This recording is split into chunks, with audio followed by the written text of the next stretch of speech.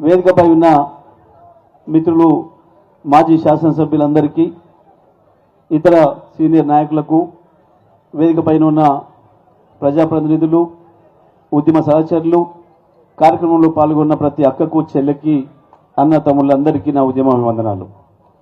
ఏం జరుగుతుంది ఇవాళ? నిన్న మొన్న మనం ఇవాళ ఉదయం కూడా చూసినాం. సింగిల్ విండో పాలక వర్గాలు రద్దు, ప్రభుత్వమే నామినేట్ చేసుకుంటుంది, మార్కెట్ కమిటీ చైర్మన్లలో ఇంకొన్న వేసినట్టు అనే మాట చూసినాం. మొన్న మొదటి రోజు నాడు సర్పంచ్ ఎన్నికలు అయిపోయినాయి, మనకే బాగా వచ్చింది, వెంటనే ఎంపీటీసీ జెడ్పీటీసీ ఎన్నికలు పెడుతున్నామని చెప్పి లీక్ ఇచ్చారు. తెల్లారి మర్నాడు కూర్చొని లెక్కలు వేసుకుంటే మొదటికే మోసం వచ్చింది. మన వాళ్ళు పోలీసులు అధికారులు అందరు కలిసిపోయినా పీకలేకపోయారు, గులాబీ సైన్యం ముందట నిలబడలేకపోయారు. ఇప్పుడు ఎన్నికలు పెడితే మన పని అవుతుంది అని చెప్పి పీక్కున్నారు, వెనుకకు పోయింది. ఎంపీటీసీ జెడ్పీటీసీలు పెట్టడానికి భయపడి వెనుక పోయిందన్నా ఇవాళ సింగిల్ విండోను రద్దు చేసి ఎన్నికలు పెట్టే దమ్ము లేక పాలక వర్గాలని మేమే అపాయింట్ చేసుకుంటామని చెప్పినా దానికి కారణం నిన్న మీరు గ్రామ పంచాయతీలో చేసిన పోరాటమే, గులాబీ సైనికుల యొక్క యుద్ధమే వాడిని ఉచ్చబోయించింది, ప్రభుత్వాన్ని భయపడేందుకు పోయేటట్టు చేసింది కాంగ్రెస్ పార్టీని. ఏం చేస్తున్నారు? నిన్న ఇవాళ లీక్ ఇచ్చారు. ఇవాళ ఏం లీక్ ఇచ్చారు? టెలిఫోన్ ట్యాపింగ్ కేసులో కేసీఆర్కు నోటీసు, కేటీఆర్ నోటీసు, హరీష్ రావుకు నోటీసు ఇస్తున్నారు. ఇప్పుడు ఏడట, ఇప్పుడు ఇస్తున్నట్టు ఇలా లీక్ ఇచ్చి అసెంబ్లీ అయిపోగానే ఇస్తాడట. అసెంబ్లీ అయిపోగానే ఇస్తాడట. ఎంతకాలమైంది దీన్నే మాట్లాడబట్టి? వాడు ప్రభుత్వం ఏర్పడ్డ మొదటి రోజు నుంచి దీని గురించి ఏడవని రోజు లేదు. వాడు కరెంటు మీద ఏడ్చిండు, వచ్చిన రిపోర్టును కిందంగా లోపల పెట్టుకున్నాడు, బయట రానికుండా, ఇది చూస్తే నా ఇజ్జత్ పోతుంది అని. కేసీఆర్ మల్లెపూలాగా ఉన్నాడు రా కొడుక, ఇలా ఏమీ లేదు, కేసీఆర్ చాలా అద్భుతం చేసిండు, 24 గంటల కరెంట్ ఇచ్చి ఈ దేశానికి బుద్ధి చెప్పిండు, మొత్తం మీ బీజేపీ కాంగ్రెస్ కూడా ఉంది దాంట్లో రిపోర్ట్. మనిషి అన్న కడపని చూడబెట్టుకున్నాడు కొడుకు. కాళేశ్వరం ఎగిరిండు. కోర్టు చూసింది, దీనిలో ఏం లేదురా, నీ ముఖం నీ ముండ ఏముంది, దీనిలో బ్రహ్మాండంగా కట్టిండు కాళేశ్వరం కేసీఆర్, నీ కనీసం చేతగాట్లే రిపేర్ చేయడానికి అని చెప్పి ఆడ వాడు దొబ్బింది.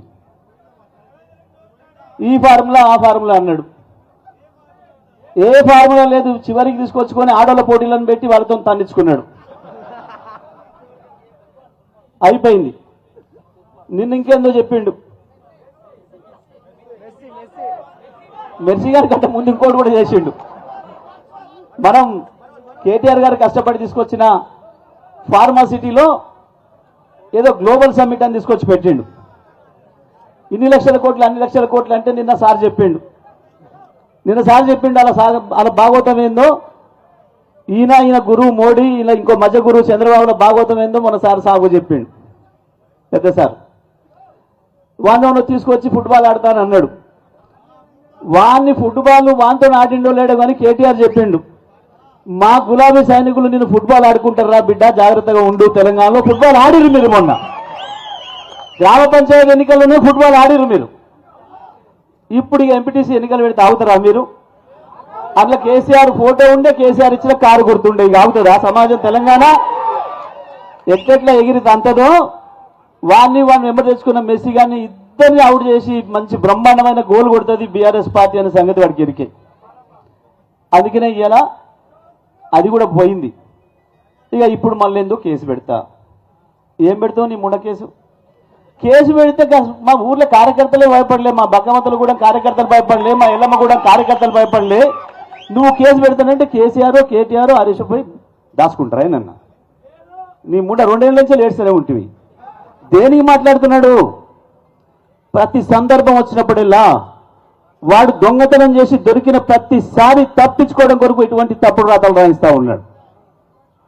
ప్రతి సందర్భంలో ఒక ఎన్నిక రాగానే ఒక లీకేజ్, కేసీఆర్ ఒక సభ పెట్టి బయటకు వచ్చిందంటే ఒక లీకేజ్, దీని మీద ఇదేసినా దాని మీద అదేసినా. కేసులకు ఎవరు భయపడతారు? నల్గొండ జిల్లాలో 100 గ్రామాల్లో పెట్టిన కేసులు. ఆ ఉత్తమ్ కుమార్ రెడ్డి సిగ్గు తప్పి ఓడిపోయిన తర్వాత కూడా కేసులు పెడుతున్నాడు రోజు. నిన్న ఇవాళ పాపం అక్కడ మన కార్యకర్తలు అందరూ వచ్చింది నా దగ్గరికి నిన్న మొన్న రోజు వాళ్ళే వస్తున్నారు పాపం. సార్ మా ఊళ్ళో 50 మందిని రోజు పోలీస్ స్టేషన్ రమ్మంటున్నారు, మా ఊళ్ళో 20 మందిని రమ్మంటున్నారు, గెలిచిన సర్పంచ్ను వార్డు మెంబర్లను కూడా పోలీస్ స్టేషన్కి వచ్చి కూర్చుకోవాలనుకుంటున్నారు. నేను ఒకటే చెప్పిన, మీరు బాధపడొద్దు, మీరు గర్వపడాలి, సంతోషపడాలి. రోజు యానోక అనేది కూర్చుంటావు కదా, ఇది ఇంటికాడ కూర్చుంటావు, లేకపోతే హుజూర్నగర్ పోతావు, అదేందా పోలీస్ స్టేషన్ పోయి కూర్చుంటారు, అది పోయిందేంది. పిలువ కొడక ఇంకా 50 మందిని కూడా చెప్పి పట్టుకొస్తాం, అందరినీ ఊరందరూ వచ్చి కూర్చుంటామని చెప్పు. వాడివికి ఏదేందిగా తెలవడానికి తెడ్డలింగం, వాడివికి ఏదేంది. భయపెడతాం ఆ కేసులకు, మరి మనమే భయపెడతాం కేసులకు. గింత అనుభవం చూసి వచ్చిన కేసీఆర్ కేటీఆర్ భయపడతారా? ఏం జరిగింది, ఏం చెప్పిండు సారు, ఏం మాట్లాడుకోవాలి మనం ఇవాళ? నిన్నటి దానికి ఒక లెక్క బిడ్డ, రేపటి నుంచి ఇంకొక లెక్క.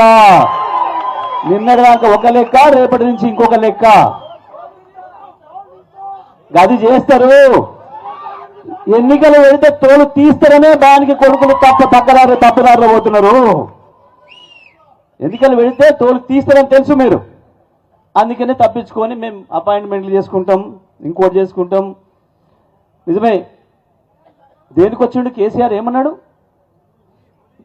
మీరు నన్ను తిట్టినా 2 ఏళ్ళ నుంచి నేనేమని బాధపడలే, మీరు నా సావును కోరినా నేను బాధపడలే, కానీ నా తెలంగాణ రైతుల ఉసురు తీస్తా అంటే మాత్రం మీ తోలు తీస్తా అని చెప్పాడు కేసీఆర్. నన్ను తిట్టినందుకు తోలు తీస్తా అనిలే, తెలంగాణ రైతుల ఉసురు తీస్తే మీ తోలు తీస్తా అని చెప్పాడు కేసీఆర్. బతుకుండగా తెలంగాణకు ఎవడు చిన్న నష్టం చేసినా, చీమ కుట్టినంత హాని కల్పించినా ఊరుకునేది లేదు అనే మాట చెప్పిండు కేసీఆర్. అవును, వస్తున్నాడు రేపు బ్రహ్మాండంగా. నల్గొండ జిల్లా నుంచి యుద్ధం ప్రారంభం చేయబోతున్నాం. డిండి పూర్తి చేయాలి, పాలమూరు డిండి పూర్తి చేయాలి. దానికి కేసీఆర్ వస్తాడు. కృష్ణ మీద కూడా నిద్రపోయి అవతల చంద్రబాబు కృష్ణ నీళ్ళని దోసుకపోతుంటే, నాగార్జున సాగర్ తీసుకుపోయి కేంద్రం చేతిలో పెత్తనం పెట్టుకుంటే మనం మాట్లాడి తీసుకుపోతున్నాడు రా, సోయలేదు, మీరు లెక్కలు పంచుకునే దగ్గర ఉన్నారు, మీ కమిషన్ల సోయిలో మీరున్నారు, నీళ్ళటు పోతున్నాయి, కృష్ణను దోసుకుపోతున్నాడు వాడు అని చెప్తే మొట్టమొదటి కుక్కలు వరినట్టు వదిలిండ్రు. కేసీఆర్ వచ్చి నల్లగొండలో 1,00,000 మంది సభ పెట్టి గర్జన చేస్తే తెల్లారి ఉచ్చబోసుకొని అసెంబ్లీలో తీర్మానం పెట్టింది ఏకగ్రీవంగా, మేము కృష్ణానదిని ఇయ్యం, మేము నాగార్జున సాగర్ని ఇయ్యమని మాట్లాడారు. ఇవాళ కూడా మళ్ళీ బనకచెర్ల విషయంలో అదే చేసిండ్రు. బనకచెర్ల ఎక్కడుందో ముఖ్యమంత్రి తెలియదు, నీళ్ళ మంత్రికి తెలియదు. అది ఏ ఊర్లో ఉంది అని వాడిని అడుగుతున్నాడు అక్కడ కూర్చున్నాను. నీళ్ళ వాటర్ ఆ పాపం మనకేమరి కాయింది. ఇప్పుడు అంత ఆగమాగం అయినోడేట జర పగలు అయినోడేట వదిలేద్దామయ్యా, నేను బేచాన అయినోడేట ఎందుకో పాపం. ఇవాళ ఏదైతే కృష్ణానది మీద మళ్ళీ ద్రోహం చేసే ప్రయత్నం చేస్తున్నాడో ఈ ముఖ్యమంత్రి, ఆయన కింది గురువు చంద్రబాబు, పై గురువు మోడీ, ముగ్గురు కలిసి చేసిన ద్రోహానికి వ్యతిరేకంగా తప్పకుండా మిమ్మల్ని ప్రజల్లో నిలబెడతా అని చెప్పి కేసీఆర్ బయటికి రాగానే ఇవాళ ఏదో దొంగలీకులు ఇచ్చి ఈ కేసులు పెడతాం, ఆ కేసులు పెడతాం. మేము ఒకటే మాట చెప్తున్నాం, నువ్వు కేసీఆర్ను, కేటీఆర్ను, ఇంకోరినో జైల్లో పెడతాను అనుకున్నా, జైలునే కాదు మాకు కనపడకుండా తీసుకుపోయి నువ్వు ఆకాశంలో ఎక్కడ దాచిపెట్టినా ప్రతి ఊరికి ప్రతి ఒక్క గులాబీ సైనికుడు కేసీఆరే అవుతాడు, మీ పంతం పడతాడు, మీ అంతం చూస్తారు తప్ప మిమ్మల్ని వదిలిపెట్టేది ఉండదు. కేసులకు భయపడిపోయేటోళ్ళం కాదు, కేసులు అంటేనే ఇష్టం, ఎదుర్కొని వచ్చిన వాళ్ళం ప్రతి ఒక్కరం కూడా ఈ ఊకదంపుడు ఉపన్యాసాలు, తొండ బెదిరింపులతోని బీఆర్ఎస్ పార్టీ సైనికుల్ని భయపెట్టలేరనే విషయాన్ని రుజువు చేసి మొన్న గెలిచిన వాళ్ళకంటే ఓడిపోయిన వాళ్ళకే నేను అభినందనలు ఎక్కువ తెలియజేస్తా ఉన్నా. ఓడిపోయిన వాళ్ళు మళ్ళీ సిద్ధంగా ఉన్నారు, మళ్ళీ ఏం ఎన్నికలు వస్తాయి మళ్ళీ మేము దొరుకుదామని చెప్పి సిద్ధంగా ఉన్నందుకు ఓడిపోయిన వాళ్ళందరికీ కూడా 2 సార్లు అభినందనలు చెప్తూ, గెలిచిన మిత్రులందరికీ కూడా అభినందనలు చెప్తా ఉన్నా. మీకు ఇంకోటి కూడా ప్రలోభాలు మొదలైనాయి, మీకేదో ఇది ఇస్తాం అది ఇస్తాం, మీరు రండి అని చెప్పి పిలుస్తున్నారు. పిలిస్తే పోయిన వాళ్ళు ఆగమైపోతారు. మీరు ఎమ్మెల్యే సర్పంచులు పక్కన పెట్టి పోయిన ఎమ్మెల్యేల పని ఏమైంది? వాడు తిని ఎరిగినట్టు తీసి బయట వేసిండు. ఇవాళ వాడు ఏమంటున్నాడు? కార్డియన్స్ ఏంటోడు కూడా సిగ్గు తప్పి నేను బీఆర్ఎస్లనే ఉన్నా. అరే నిన్ను వదిలేసిన పోయి నీకు విడాకులు ఇచ్చిన వెళ్ళిపోరా అంటే వచ్చి ఇంటి ముందర కూర్చోనట్టు నేను నీతోనే సంసారం చేస్తా, సిగ్గుండాలి కదా కొంచెమన్నా. తిని ఎరిగి పారేసినట్టు వాళ్ళని ఎమ్మెల్యేలనే వారేసిండు. ఎవ్వడు ఒక్క రూపాయి తీసుకురాలి నియోజకవర్గానికి. పోయిన ప్రతి ఒక్కడు మా నియోజకవర్గ అభివృద్ధి కొరకు పోతున్నాను మాట్లాడి మీరు అందరూ చూసిండ్రు. ఒక్కడంటే ఒక రూపాయి నియోజకవర్గానికి తెచ్చినోడు లేడు. మరి గా ఎమ్మెల్యేలకే ఇయ్యలేదు నియోజకవర్గానికి, ఇక సర్పంచ్లకు ఇస్తాడు వాడు పీకి. అలా పోయిన వాళ్ళు ఆగమైపోడు తప్ప ఎటు కాకుండా అవుతారు తప్ప, ఇప్పుడు వాళ్ళు అయినట్టు ఆది కాకుండా మొగోడు కాకుండా ఏ పార్టీలో ఉన్నా నాకే తెలుస్తలేదని ఒకడు, నేను ఇంకా కేసీఆర్ దగ్గరనే సంసారం చేస్తాను ఒకడు, ఇటువంటి మాటలు మాట్లాడుతున్నారు. ఆగమైపోయినారు వాళ్ళే, ఎవరు కూడా ఆగమయ్యే పని లేదు. 2 రోజులు ఆగుండ్రి, కాంగ్రెస్ నుంచే తండోపతండాలుగా ఇటువైపు వస్తారు తప్ప ఇటు నుంచి అడిపోయేది ప్రజలు ఎటు మళ్తే వాళ్ళు అటే మళ్తారు. ప్రజలు ఇవాళ కేసీఆర్ వైపే మళ్తున్నారు, కేసీఆర్ వైపే చూస్తున్నారు. కాబట్టి ప్రతి ఒక్కరు కేసీఆర్కే వస్తారు తప్ప మన వైపే వస్తారు తప్ప మీ గులాబీ జెండా అడిగి గుంజుకొని కండవ మెదలేసుకొని వస్తారు వాళ్ళే తప్ప మనకు ఆ కర్మకరం లేదు. తప్పకుండా ఈ 2 ఏళ్ళు ఎట్లా ఓపికగా పనిచేయాలనో తొందరలోనే గెలిచిన సర్పంచులను అందరూ కూడా పిలిచి వర్క్షాప్ పెడదామని చెప్పి మన వర్కింగ్ ప్రెసిడెంట్ కేటీఆర్ గారు చెప్పి ఇప్పటికే కేసీఆర్ గారితో మాట్లాడి ఒక తేదీ తీసుకొని వాళ్ళందరూ కూడా ఎట్లా పనిచేయాలి, ఎట్లా తట్టుకొని ఉండాలి, అధికారులతో ఎట్లా జాగ్రత్తగా ఉండాలనే విషయాలను కూడా మనం పార్టీగానే ట్రైనింగ్ ఇస్తాం. అందరూ కూడా ధైర్యంగా నిలబడి ఉండండి. ఓడిపోయిన వాళ్ళని స్ఫూర్తిగా తీసుకొని మీరు కూడా పనిచేయండి. ఓడిపోయిన వాళ్ళు గెలిచిన వాళ్ళు అందరూ కూడా ఇదే స్ఫూర్తితో ముందుకు పోయి రేపు కేసీఆర్ ప్రకటించిన యుద్ధం ఏదైతుందో పాలమూరు డిండి ప్రాజెక్టు పూర్తి చేయడం కొరకు కేంద్రం రాష్ట్రం కలిసి చేస్తున్న మోసాన్ని ఎండగట్టడానికి చేయబోయే పోరాటంలో ప్రతి ఒక్కరం కూడా భాగస్వాములు అవ్వదని చెప్పి తెలియజేస్తూ సెలవు. జై తెలంగాణ, జై కేసీఆర్.